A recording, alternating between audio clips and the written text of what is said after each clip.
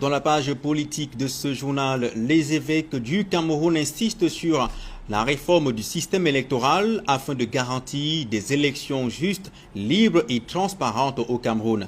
Dans une déclaration faite à Yaoundé ce jour, les évêques dénoncent des comportements antidémocratiques qui discréditent le scrutin.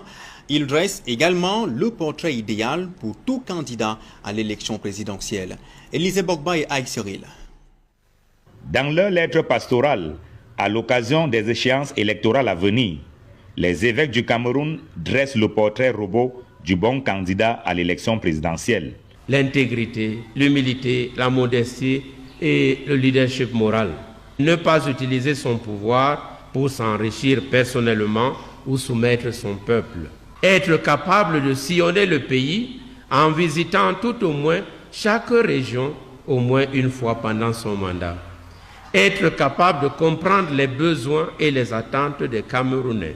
Les évêques dressent en tout 10 critères à remplir par quiconque souhaite gouverner le Cameroun. Mais afin que l'élection soit libre et transparente, pour la conférence épiscopale nationale, les règles du jeu doivent être claires et acceptées par tous. Le processus électoral est toujours critiqué de manque de transparence, de justice.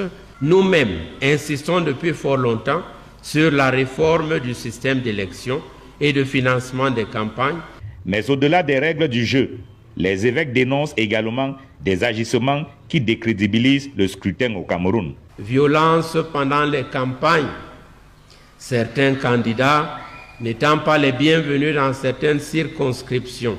Registres électoraux trafiqués, achats de voix et dans diverses circonscriptions électorales, destruction de bulletins. Afin de mettre un terme à ces comportements antidémocratiques, les évêques plaident pour l'établissement d'un code de bonne conduite. Le code de bonne conduite aux élections peut être entendu comme une série de règles de comportement visant à contribuer à la création des conditions favorables à l'organisation d'élections justes, libres, crédibles et transparentes. Alors que le corps électoral va bientôt être convoqué en vue de la présidentielle, les évêques, dans leur lettre pastorale, attirent l'attention sur les dangers que court le Cameroun en organisant des élections qui ne soient pas justes, libres et transparentes. Comment tu peux aussi regarder une vidéo sans t'abonner? Abonne-toi! Surtout clique sur la cloche de notification. Ça, c'est la page de Buzz. Si tu veux être au courant des buzz et toutes les actualités au 237, abonne-toi et clique sur la cloche de notification. Partage aussi pour m'encourager. Surtout, si tu as quelque chose à dire, papa, lâche un commentaire.